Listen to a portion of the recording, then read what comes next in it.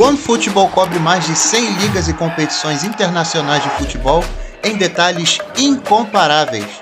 Encontre resultados e comentários ao vivo. OneFootball é a sua fonte número 1 para notícias, estatísticas e tendências de futebol. Baixe o OneFootball, o maior e melhor aplicativo de futebol do mundo.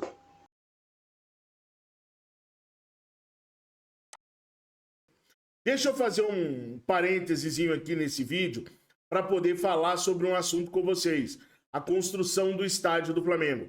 Eu creio que esse assunto é de interesse de todos os torcedores rubro-negros e no nosso grupo de membros no WhatsApp, eu já vi crescendo uma discussão, um debate saudável, sadio, sobre o local do estádio. Os cariocas, as pessoas que conhecem muito bem o Rio de Janeiro, dizem que a acessibilidade em Deodoro é muito boa, que seria muito tranquilo chegar em Deodoro, porque o transporte seria uma das características positivas da localização.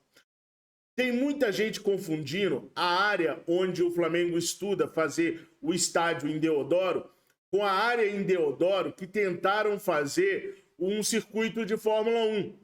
Não é o mesmo lugar. São lugares diferentes, tá? Então não tem nada a ver com o circuito de Fórmula 1, com essa área em Deodoro, onde o Flamengo está tentando construir seu estádio.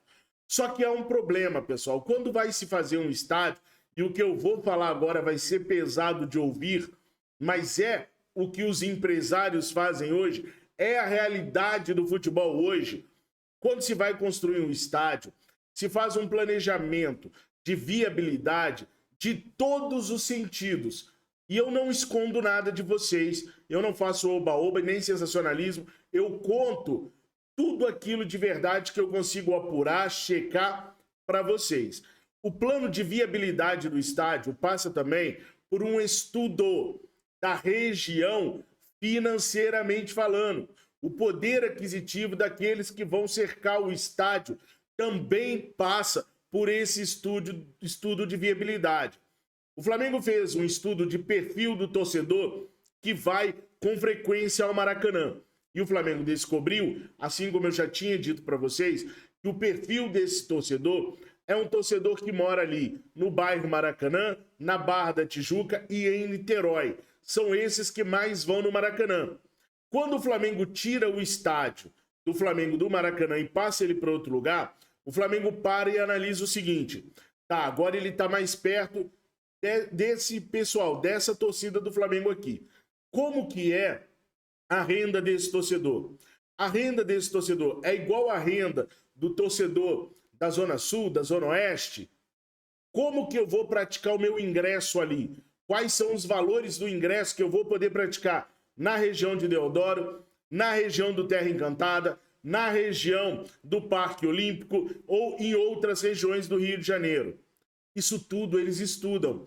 Parece cruel, não é? Mas empresariado sempre é cruel porque ele enxerga os números. Olha o valor que está para o ingresso para ir no Maracanã hoje em dia. Se o Flamengo não faz uma promoção, se não tem uma coisa diferente, o ingresso é sempre muito caro, muito salgado em comparação com outras épocas. Mas em comparação com os ingressos em outros estados do Brasil, está na média. Tem muita gente que fala assim, vão elitizar os estádios do Brasil. Não, já elitizaram. Outro dia eu vi uma reportagem, não me lembro igual canal, onde alguém resolveu levar um torcedor que era característico do Flamengo nos anos 80 e que fazia mais de 20 anos que ele não ia no Maracanã por causa do preço dos ingressos. Fui assistir um jogo do Flamengo por conta de uma ação que um canal de TV fez, porque senão ele não volta mais no Maracanã, porque ficou muito caro o preço dos ingressos. Então a diretoria rubro-negra, quando vai escolher o local, ela pensa também no poder aquisitivo daqueles que cercarão o estádio. Por isso a diretoria prefere fazer o estádio lá na Barra da Tijuca, que é onde ela já tem o perfil do torcedor definido e é o perfil do torcedor que está habituado a ir no Maracanã, mesmo com os preços que são praticados hoje.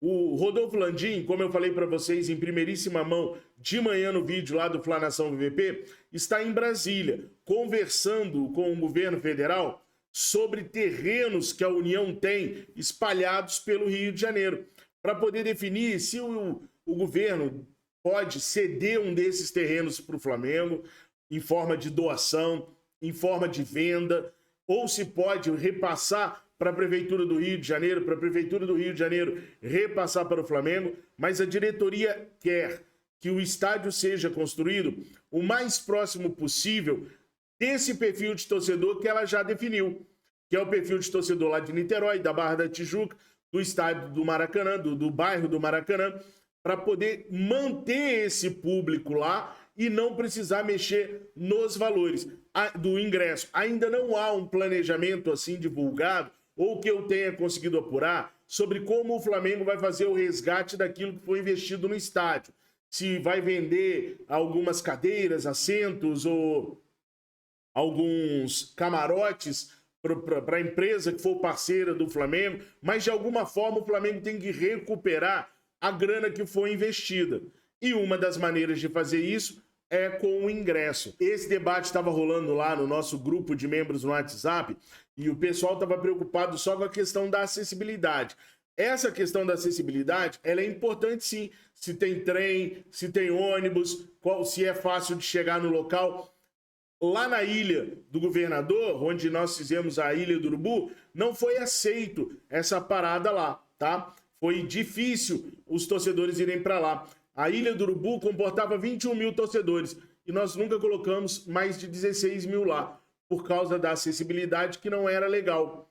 Então, a acessibilidade é importante, mas não é a única coisa que é levada em consideração pela diretoria rubro-negra. Então, eu só queria deixar esse recadinho aqui com relação ao estádio, porque eu sei que assim como estava havendo uma discussão no nosso grupo, um debate, muitos torcedores devem pensar também da mesma maneira. Então, eu queria acrescentar essa situação para vocês poderem ter um debate mais rico de informações. E tudo que eu puder trazer para vocês com relação à verdade das informações do estádio e de tudo o que acontece com o Flamengo, eu vou trazer com o maior prazer, tá? Останется практически так же. Ну а «Зенит» сразу начинает с атаки. Вендел вкатывает Малкома. Малком